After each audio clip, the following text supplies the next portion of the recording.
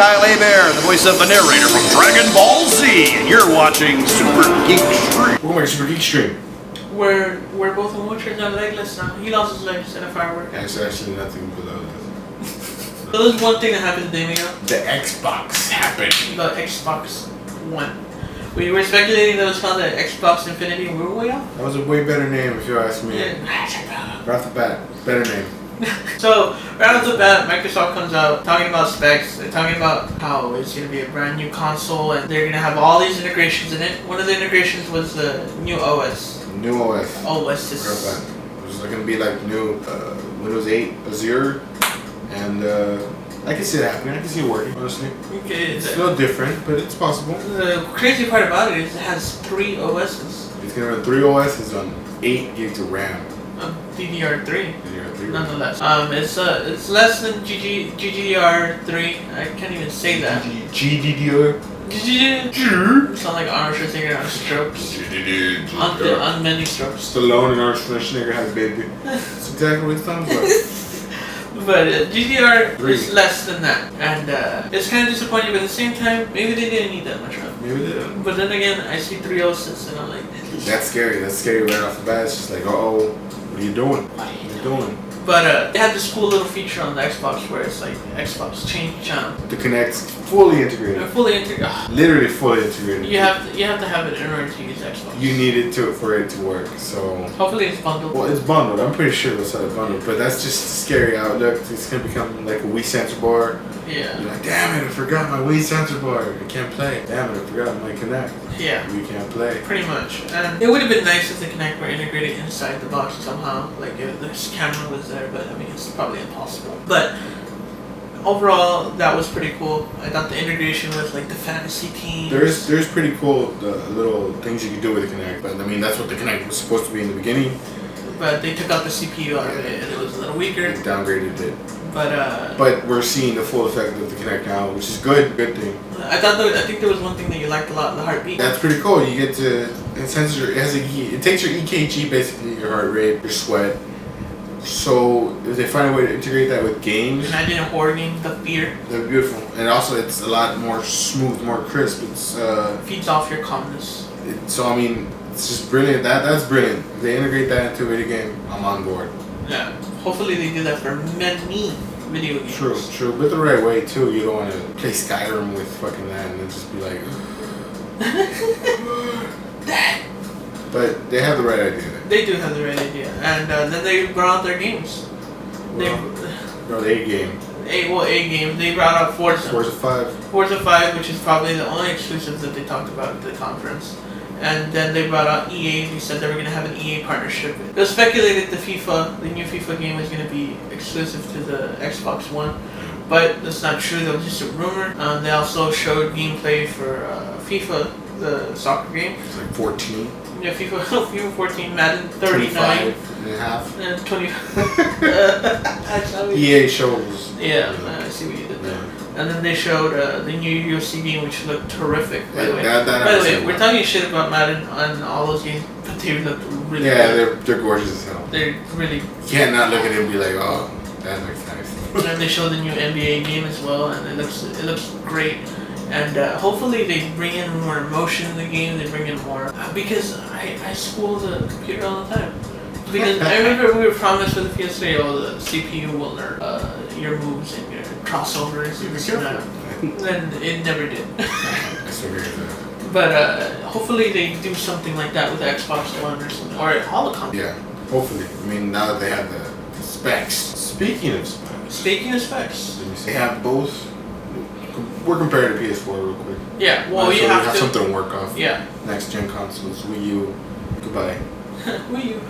Wii U. Well, okay, we got X64, x86 processors on it. Of course. Both of them. Like PC, basic PC. Yeah, that's good stuff. I'm cool with that. What more do you need? The 8, like we said earlier, 8 gigs of RAM. Of course, PS4 has the GDDR5. Yeah, this one has DDR3. So PS4 gets a little step there. Which, by the way, DDR3 is no pushover, it's not bad. But when you go to compare graphic RAM and DDR3 regular processing RAM, it's just a big difference. You could tell. In other words, GDDR3 is more like jumping up to like 15 gigs of DDR3. That's the power of it, of raw power. GPU processors both 1.6 on the Xbox One. It has teraflops, the teraflops, right? 1.6 teraflops. Just to be specific with you geek bitches. But the PS4 is running 1.87. 1.86 or 7 around there. So there's more there too. It's about 50% more computing power. But I mean, it's always, little things add up, but they don't make a big difference at the same time. Yeah, I mean, depending where you live. Probably the only way that you're gonna see a difference is probably in the first party. When Sony brings out an Uncharted 4 and you see, oh my god, how did they do that explosion? Face melts. And or when Xbox tries to do their same explosion, they won't have that same raw power. So I mean, you probably won't see a difference with like Madden or with FIFA or NBA. You won't see any difference. The only thing that you'll see a difference is in the first party games, which if you're a fan of Halo or Gears, you'll be. But also we got both running HDMI, they're both 4K capable. Yeah, pretty much. It's probably going to be able to have 4K playback. Now, 4K games, I'm not too sure about that. It's probably next gen. Yeah, that's good stuff. Maybe they'll release something for that.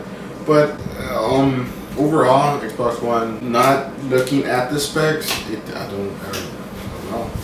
It was kind of disappointing because I mean, like you said, you said a good comment. You woke up this afternoon and you're like, oh, let me check out the. I woke up this afternoon. This morning. Very true. No, he's right. This morning, I don't think it's something that is this morning.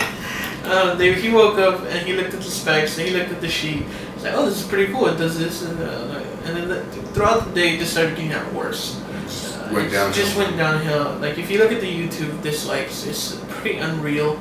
More dislikes than likes for a new console. Brand new console. I mean, this is a console. You look at the Wii U console. The Wii U has better reception from the people. Yeah, and it's just kind of sad. I'm like, I want to like it. I have another HDMI. Honestly, I was hoping, badass PS4, Xbox Infinity, Xbox One, they're gonna be head-to-head battling. I know, but we're gonna get good stuff because they're competing. I don't know. I think, like you said, it's the third console curse. It's the third console curse, and it happened to everybody. It happened to Nintendo with their freaking 64. It happened with Sega with their Dreamcast, and they died from that. It happened to the PS3 with Sony, and now it's happening to Microsoft with their console. Honestly, if they don't play it right at E3, this is just me. I'm not this guru or anything. Of course. But if they don't pull it off correctly, but I do agree with you. At E3, this might be the end of Xbox. If they don't pull it off right, man. There's so much that could go wrong. They need to bust out games. They need to work more towards the gamer. It being a game console. If we don't see that, it's just gonna become like. Because if you showed me this, it's not a gaming console. If you sat my mom down, or if you sat somebody that's not a gamer that didn't know this was an Xbox reveal, they would have told you that's a cool cable box. It's a fancy DVR. It's a cool cable box. That's what it is. Yeah, and I was disappointed. And then it came out. There was another story that came out. Used games. And used games, maybe for you it's not a big deal, but for other people in a gaming world, it's been a thing where, hey Miguel, you have Mass Effect 3? Yeah. Oh, hey, check it out. Check it out. Lend it to you. You won't mind if people. Badass game, dude. Check it out. Yeah, and we lend games. That's the way we do it. My brother who has masters, we lend games to each other, and it's just the way gaming's always been. It always has been. That's the beautiful thing.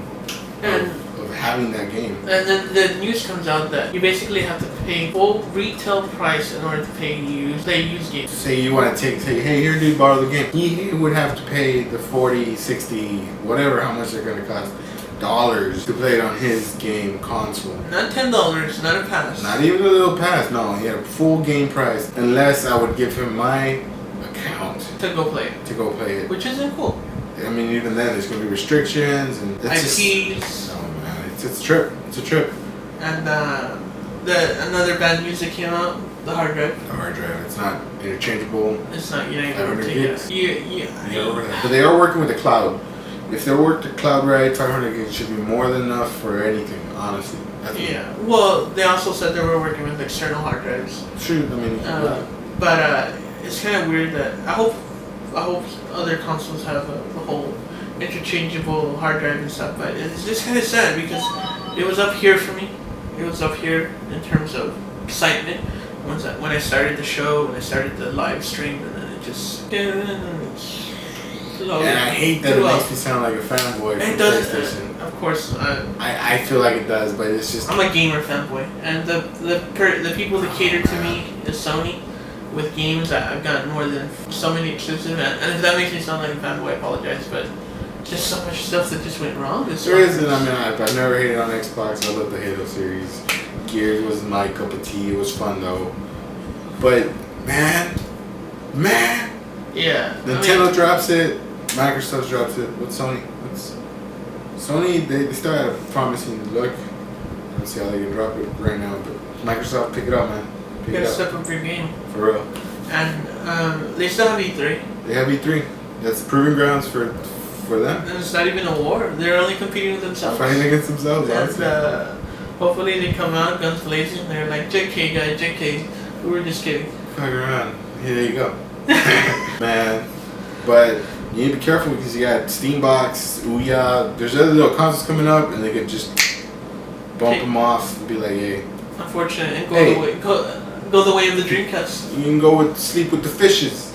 You know? You never know. You And be careful. Dreamcast. And the Dreamcast. But yeah, guys, Xbox One. What are your thoughts? Is this the end? This is the beginning. What do you think Microsoft has to do in order to get out of this? Do you think they did good or do you think they did bad? Comment, like. Subscribe. Watch us on Facebook. We got Facebook. Come. Just fill it up, dude. We just made our Twitter. Fill it up. We have a Twitter. Hit us up there. We'll leave a little link at the bottom. Peace out. And keep gaming. Peace out. Peace out. Kyle Bear, the voice of the narrator from Dragon Ball Z, and you're watching Super Geek Stream.